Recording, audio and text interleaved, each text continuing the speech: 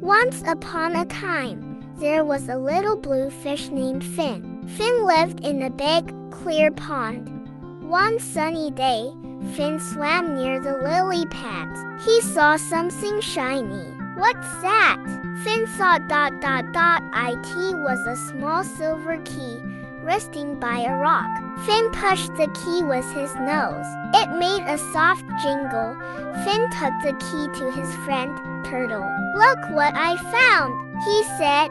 Turtle looked at the key. "It's pretty," she said. "Let's find what it opens." Together, they searched the pond. They looked under rocks and around plants ... At last, they found a tiny treasure chest hidden in the mud. Finn used the key to open it. Inside, there were shiny stones. "Wow," said Finn. "Let's share them." Finn and Turtle gave some shiny stones to their friends. All the pond animals were happy. From that day, Finn and his friends had lots of fun playing with the shiny stones, and they all lived happily in the big, clear pond. See you again.